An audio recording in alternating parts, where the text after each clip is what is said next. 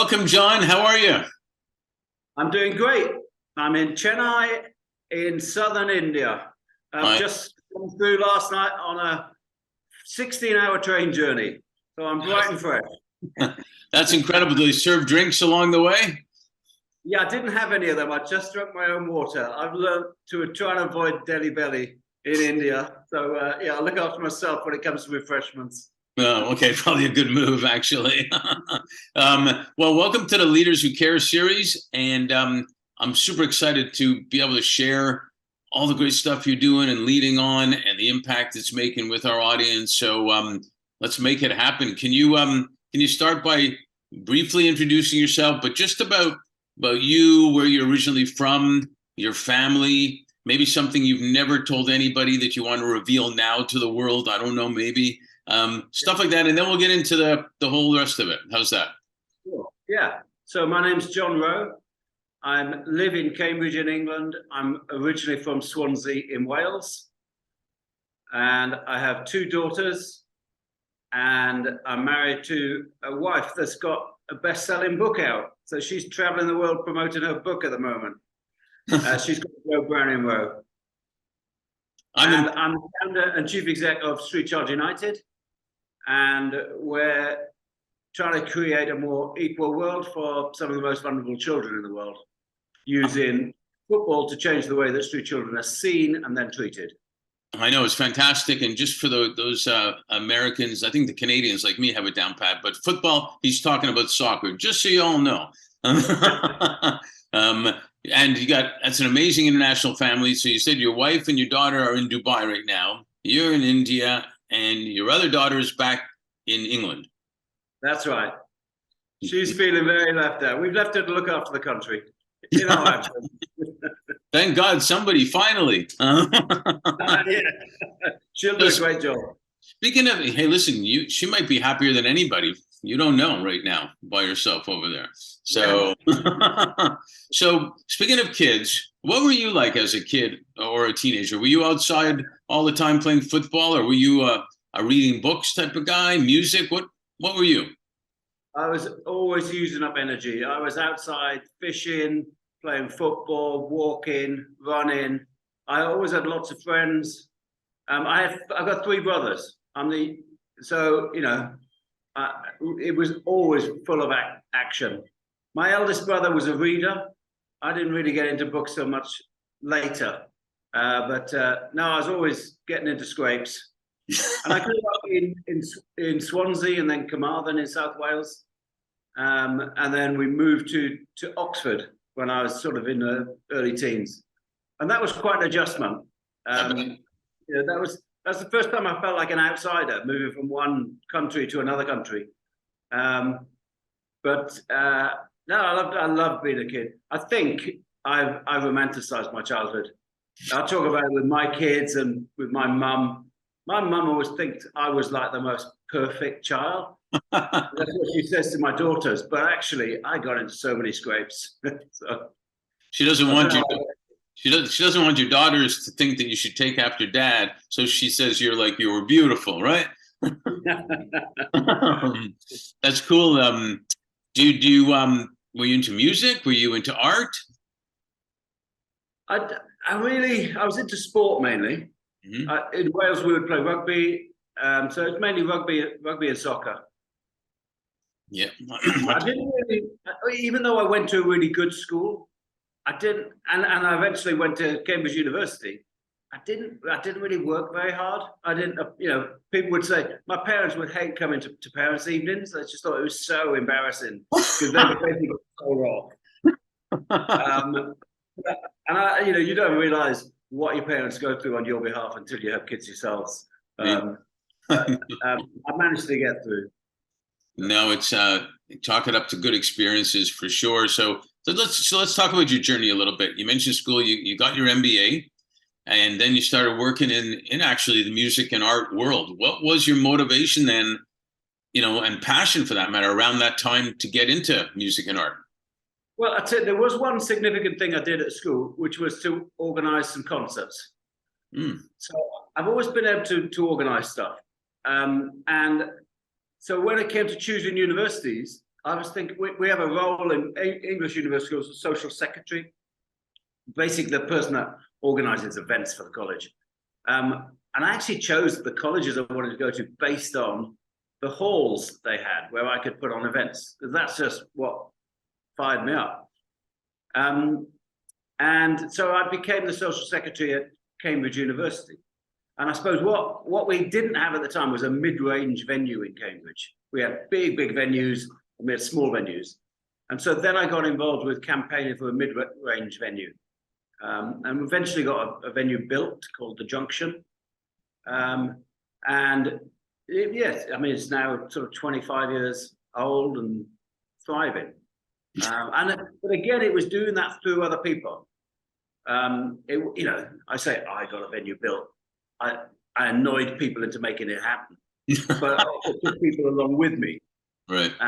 Persuaded the council that this is what was needed. But as part of a community of people that were committed to making it happen. Yeah, you can see a thread there. I used to love organizing stuff too, and you're already making an impact back then, and knowing it and not knowing it probably at the same time. Yeah, exactly. You can't see it at the time, but when I look back now, I mean, that's quite a significant thing for the city I live in. It's the favorite venue of so many people. And actually, there was a time it didn't exist. It was a cattle market. And now there's a multiplex cinema next to it. And there's a second venue.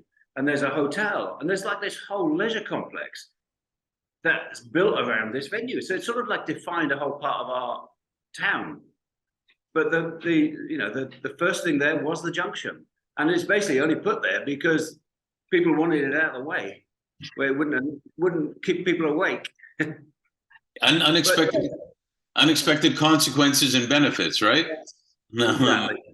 So what about then you went to Momentum Arts, and talk about that, the mission of Momentum Arts and how that led to the founding, if you will, of Street Child United in terms of they seem to both have aligned, both organizations had like aligned passions of, art and soccer or football. They're both art, and you have artists or players at the same time. Yeah. So, well, Momentum, again, there's a justice element to it. The mission was fair shares for the East of England. So I was working at this venue, but there was about 40 venues across the East of England in small places. And it was about trying to make sure that people in the small towns had access to really good theatre and dance and music. So it's about, making sure they didn't have to travel to London to get high quality theatre or dance. Mm-hmm. But it was also about celebrating the communities that were there. So a place like Cambridge, they say 85% of the people in Cambridge are there either for education or for work. So that they're migrants, they're economic or educational migrants. 85% of the population. There's very few people that live in Cambridge that were born there, including myself. So it's got a fabulously diverse community.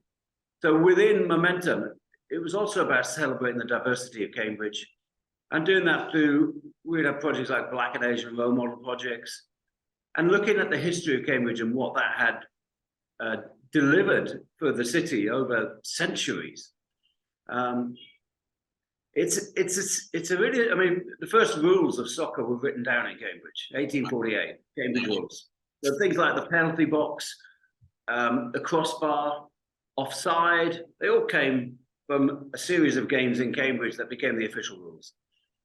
So, and I suppose I'm there working, loving being in Cambridge, but then working with artists. So I suppose artists you can't control.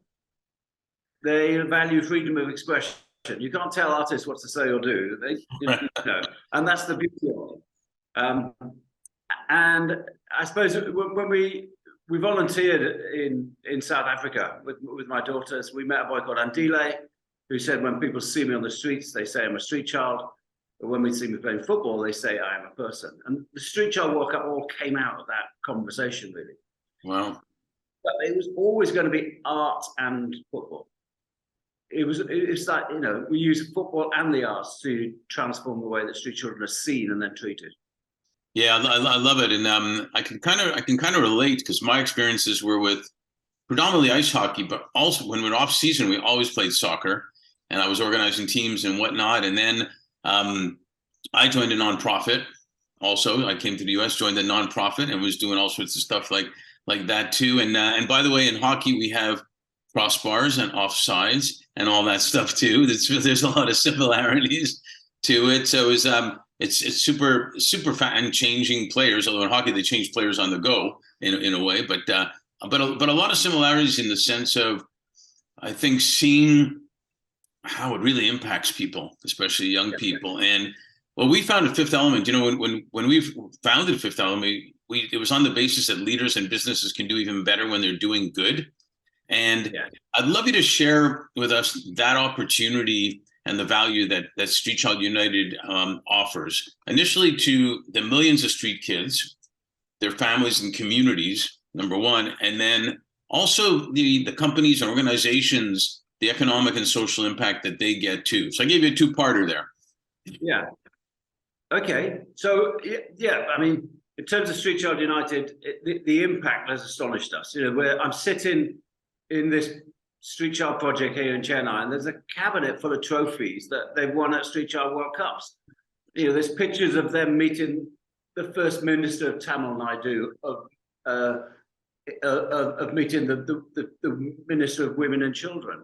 It gives them the opportunity to speak to power, and then to change what happens here in India for them. There's another picture up there of them speaking to Sir John Major, former Prime Minister. Sure. And then, it's amazing being. I just happen to be here today. There's been surrounded in a way by the visual impact of the journey of this small project on the Street Child World Cup. And what about? Let me interject something in there, and before we get to the other part. So, how does it affect the street kids for sure? I've seen it, but also their families and communities. Yeah. So Paul, the leader here, what we find is many of them are isolated. So, I was with him last night, sat up on his roof, eating chapatis and dosas. And we're just talking about the other project leaders in Indonesia, in Kenya, in the Philippines. He's part of something now, whereas previously he was isolated. And he feels important. He feels his voice is heard. He feels he's contributed to something. And that's a wonderful thing, to be part of a global network. Sure. For Paul. And just to talk for him about, to discuss what his aspirations are for the project going forward, and how we can support them in that. This afternoon, we're meeting Latha Rajanikanth, who is the wife of one of the biggest Bollywood stars. Mm. And she will help us get the Street Child Cricket World Cup on the national agenda here. And I know she will, because she supports Paul. She understands what he's trying to do. She's got a keen heart for justice. She's come from poverty herself. And it's just, we've got the meeting because we're organising the Street Child Cricket World Cup here. So if I can introduce these project leaders into strong relationships with influential people here, then, that's half the job done. Yeah, it's spectacular. And again, I relate to it so much. I remember when I first met you virtually, and I said I was like totally in love with this because I love coaching kids and I love seeing how they grow and everything that goes with it, and how it goes down to, to the communities and whatnot. And so we'll talk a little bit more about that for sure. How do you see the value to the supporters, the companies, the organizations, from both an economic and social way? So let me do that. This is International School Partners. They're one of our corporate partners. They've got schools they've got 55 schools globally. They support us in a really significant way because they put a levy on their school fees of $10 or €10 or £10. So every child that's involved, there's a donation comes to Street Child United. They basically cover most of our overheads, and they're incredibly valuable, dynamic, resourceful organization. Now, why are they doing that? Apart from trying to help, they're trying to do that because they understand that leadership for their young people is about empathy. It's about putting their young people in the shoes of people that haven't had the opportunities they've had. Yeah. And someone said it's easy to emphasize with someone that's got the same shoe size as you. So they're working with kids, but they're meeting our children, like the children based in this shelter who are from the age of 4 to 18, and they're hearing their stories. They're getting to meet them virtually. They come into some of our events. In Doha, we were based at one of the schools. When we come to Miami, we'll probably be based at a school, an ISP school there as well. But they're doing virtual assemblies. But our young leaders have also visited the schools. We've visited every single ISP school. At the Street Child World Cup, we had 12 volunteers that worked for ISP in their different country offices. They all met for the first time in person at the Street Child World Cup. They were brilliant volunteers. They were incredibly, they're from incredibly diverse backgrounds. And to get them aligned with some of our projects locally is quite wonderful. So someone like ISP, it works on a really practical level, on a financial level, but also on a human level. And I know those employees are going back much more motivated. It's like, through work, I got to do this. Through work, I've understood the life of a street child, which is very different from mine. And that has changed me. And that came through my employer investing time to enable me to do that. Yeah, it's brilliant. And I love hearing that. I'm glad you touched on that, because there's been a lot of studies out there that say the things that fills people's hearts and souls more than anything is belonging. I mean, you got food and air. Belonging is the number one thing that fills people's hearts and souls. We saw it during the pandemic. People were missing that and craving that. And that's, from a business standpoint, the employees being proud of what they're doing in their company. They stay at their company because the company's involved in that. Their performance is better, right? And I had a conversation with Richard Branson a couple of times in London. It's not like he's my best friend, but we did talk a couple of times. And we were talking, and we talked, the word proud came up. And we said, how come no one says, nowhere near as much as before, I'm proud of where I work because of this. I'm proud of what I do because of that. And that's kind of what you're doing. Yeah. And we had 5 or 6 sort of corporate partners with us. We had another organization called Tulkan, who are an international comms organization. And they were, and from our point of view, having these incredibly gifted, committed, skillful people on our side for our event is absolutely wonderful. But then them going back into their workplaces and talking about what we're doing, given their roles, is a gift as well. Yeah, it's amazing. The fourth industrial revolution is about technology. It's like AI and virtual reality and all that stuff. But they say, you always wonder who they are, mind you, but they say that the fifth industrial revolution is about humanity, which is actually partly the reason we're called Fifth Element Group. So we focus on how impact and talent comes together to have sustainable results, which it does. And some of what you talked about is actually showing that. There's also an expression, though, you'll never work a day in your life if you love what you do. And you've taken that to a real exciting level and one that's dear to my heart, which is kids and sports. And you're talking about employees, but it's all tied in there. So can you talk about a little more about the impact on them? And I mean, in terms of self-esteem, teamwork, the leadership skills, gratitude, and the impact as a result that they'll be able to take into the future. Yeah.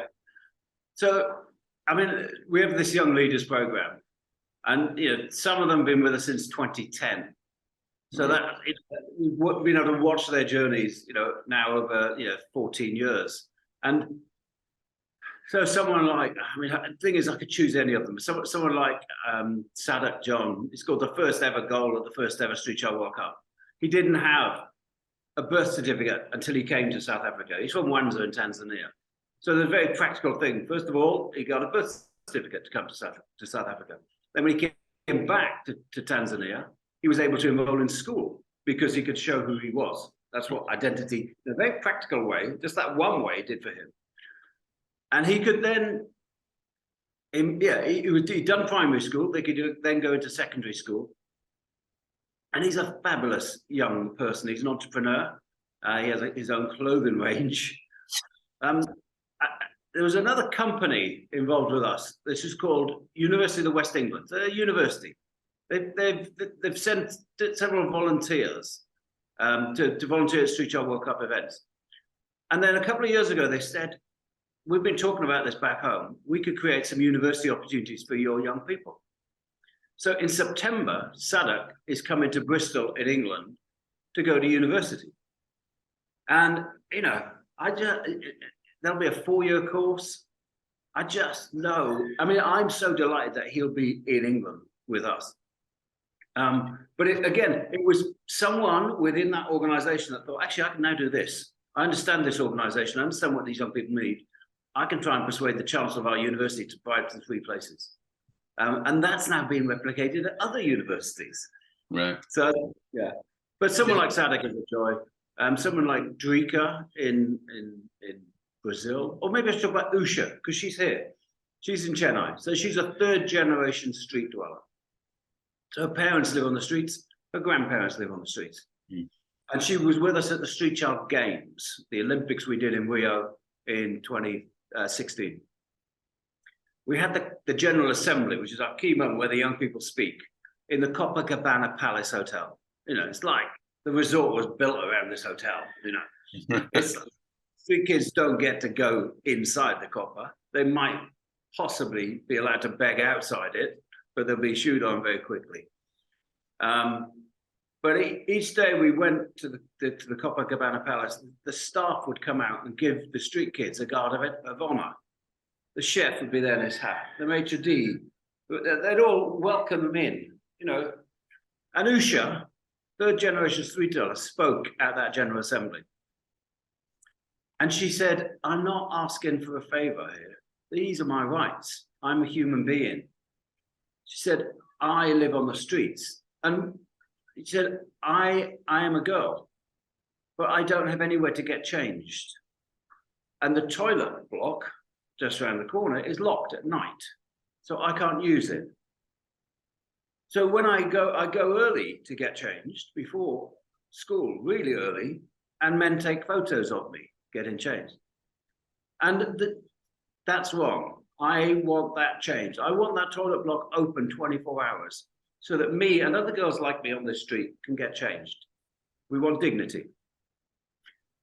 And she was a very determined, articulate Tamil speaker that just spoke with such authority. And of course, when you've got powerful people in Chennai coming back, welcoming these children, and they're hearing this, that's a very simple thing for them to change. Right. And that toilet is now open 24 hours. Yeah. I'm going to see her later this morning. And last time I was here, she said to me, and she introduced me to her mum and her grandparents. And you know, they literally are living on the streets. And she said, John, the project supports her before school. So before she goes into school, they do extra lessons and afterwards. And they work with the teachers because there's stigma when street children go to school. So they work with the teachers so they don't, to overcome some of that. And she said, John, I've now completed high school. I've completed my degree. So she's been to university. She said, and I am then going to complete my master's. And she said, and I'm not going to get married until I got my PhD. Wow. That's an interesting goal in a way. We know it's they're just such, I mean, when you talk about it being I feel like I live a fairy tale. It's like, how could I have such a fabulous life where I can spend, 16 hours on a train in a carriage with complete strangers having fabulous conversations. Absolutely. Where, but actually, I can just move a few things around because I'm in a leadership role that can really make a huge change for these young people. No, I totally get it. I mean, I've coached for years, and I mean, a lot of the kids I coached weren't street kids, but some of them were very poor nonetheless.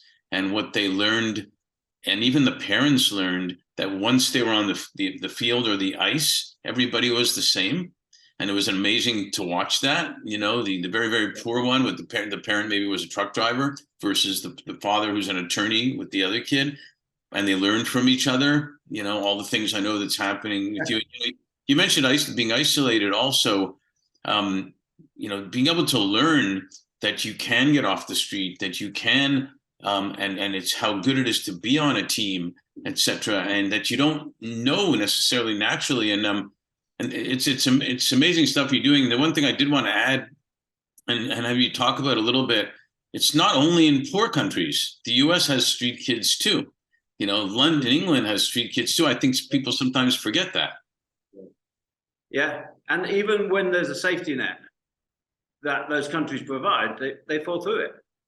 We within our Congress in Rio, I remember we have a team of girls from Arsenal, that part of North London, all kids in care. Some have spent time, sofa surfing, couch surfing. Some of them have been homeless at various times. But they're in a Congress with kids from Indonesia and the Philippines who live in rubbish dumps, So on one level, there's a huge difference. But I remember one of the English girls saying, what I realize now is none of us had love when we were growing up. That's what unites us. None of us had love. It's amazing when you make those connections, and the solidarity and that these young people experience, and the empathy. Yeah, no, it's incredible. And I think I've found also sometimes you don't know that there's better. I saw a young girl being interviewed, and it was not about sports necessarily, but it was about diabetes. And she said, well, my parents, my grandparents all got diabetes, so I'm going to get it anyway. So what's the difference what I eat? So it almost becomes the fact that you're helping them get out of that. You can easily get stuck in that because that's where you think you belong. Yeah. So it's fascinating. I know you're now preparing for cricket in India. And you mentioned about identity, and clearly, if we all would just think for a minute, what would we feel like if we don't have identity and don't have a base, and how lost you are if you don't have that and you don't have access to anything. So, can you? It's not. It can't be luck. It has to happen. So, can you share with us what's coming with the 1 million and .1 initiative and the stories that are going to be created and told all the way to the next Street Child World Cup in North America? Yeah. So we're here for cricket. So after the Street Child World Cup in Rio in 2014, the teams came back to Pakistan and to India and had huge impact.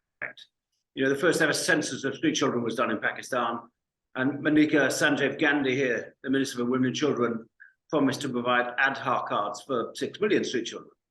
And the organizers of the Cricket World Cup got in touch and said, look, this is amazing impact that you're having in football in these countries, but the biggest game in these countries is cricket, not football. Why don't you do a Cricket World Cup? So it made sense. And we held the first one in 2019 at Lord's, which is like the spiritual home of cricket in London. So the next Cricket World Cup is here in India in October. So we're having the second Street Child World Cup in New Delhi and Chennai in September this year. It is about identity. We call it the I Am Somebody World Cup. If a young person hasn't got identity, they can't access any services. Right. Their life is always going to be off the radar. They can't go to school officially. They can't work. They can't, collect any insurance. They can't get married. Officially, they can't be buried and die. So it affects the whole of their lives. And our project in Bangladesh did a survey of 3,000 street children, and 72% of them didn't have birth certificates. So it's a foundation stone for street children. So it's 1 million and .1, and it is about that one. It is. It's a big number. But every one of these birth certificates is going to be really tough because none of these are straightforward. I'm talking to the leader of the project here about birth certificates last night. And, you know, you have to get the father of the child together to create the birth certificate in person. And it's so complicated, but they can do that over time. Paul reckons he can do 200 over that 4-year period. So what would you know? But we're talking about 1,000,001. Well, it goes one at a time, you know, and I think that one, like you said, is critical, because I've been talking to some people, some leaders in companies, and they always talk about that one is really important. That individual is really important. Yeah. So, and the more we can get people in power, people of influence here talking about it and committing to it, the simpler it will get. And we have seen that in other countries. So one of the great opportunities for us is we've got a project in Rwanda that works with midwives. And they're training midwives to be registrars. And they realize, if we can register these children right when they're born, and if the person they're delivering that child can do that with the families, then that's half the job done. So they're coming to talk about how they do it. And we're also, within 1,000,001, got a project in Guatemala, working in 5 provinces, that's initially training 22 midwives to become registrars.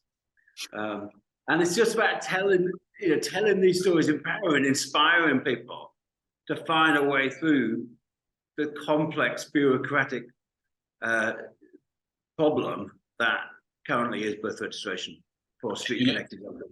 And you know what? I can only, you know, compare it to experiences I've had with kids and people is, you know, when they're going through it, whether it's the kids or the adults, and they make an impact in their communities, and then it actually gets taught to someone else in another country or another city.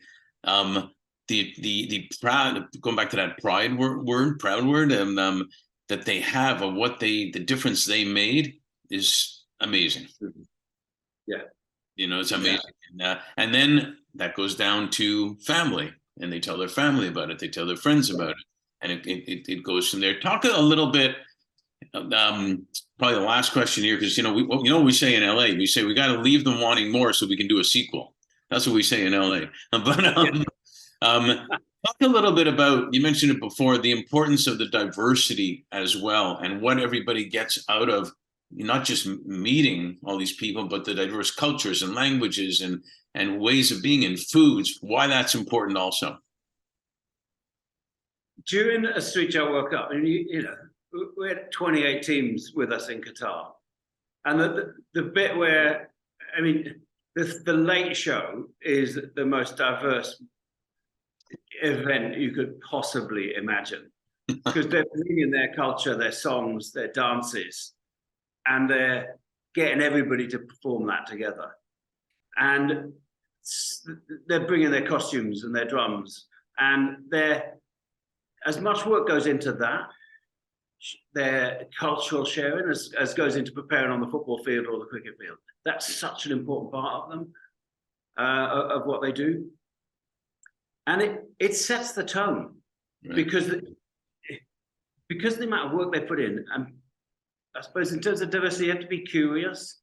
It's sort of like you experience awe and wonder watching this stuff, and there's immediate respect. And then you realize it's almost like osmosis. It's something in the air that you just get it. And there's something about there's justice in it. It's someone said, you know, the Street Child World Cup for that moment creates this sort of fair and just world. Yeah, and no judgment as a street kid, but as a person, as a somebody, right? Where they can be themselves. Right. That's the heart of it. So this is your Street Child World Cup. We want you to be yourself. And if they experience that, they experience being at home in it. And it takes a couple of days, but it's once the late shows are kicked in that's where they realize, oh yeah, this is for me. And I remember seeing some of the boys from Everton. And I was a bit worried about them. We had this send off with Prince William, who said to them, "Look, remember, you're going to a World Cup to represent England, but this is a street show World Cup. So this is different. Value the friendships you're going to make. Yeah. Value the cultural experiences you're going to have, the educational experiences you're going to have. But don't forget to bring back the trophy." Well, I totally relate. I totally relate to that too, because when our kids, they were really good in hockey and football as well, but hockey mostly. The funny thing about the kids is they remember the tournaments, but they remember running around in the hall of the hotel. They remember the food they ate. They remember what that kid did that was really funny. They remember all that stuff. Yeah. But so I remember seeing these Everton kids at the Late Show, and it wrapped up. So there'd been 5 or 6 different performances from youngsters from Tanzania and South Africa. And one of the lads, he was just so excited. He said, "I can't believe this. I don't want this to end. I never ever want this to end. I've never experienced anything like this. This is amazing." And just the joy of just being present and being part of it was just sensational. Yeah, and there's a lot to be said for that joy, because sometimes a lot of times they've never had that big time feeling before. Yeah. And the fact that you can have it is so hopeful. It's amazing. And so that leads to this last question for now, because I know we can talk for hours and we'll have to have a sequel. With everything that's happened over the last few years, the pandemic and this, a million things, Mother Nature has not been a happy camper with us. What are you most grateful for? And for the future, what are you most hopeful for? I'm most grateful for my grandson, Larkin. I became a granddad this year. Yeah. That's the only drawback about traveling, and I'm not with him. Yeah. So, but it was lovely buying him a little tiny shirt in tonight, Kerala yesterday. So, having a healthy grandson and my family are healthy at the moment as well is, what I suppose I'm most grateful for. Yeah. What have I got hope for? Well, these young people, these young leaders, they give me strength. They give me hope.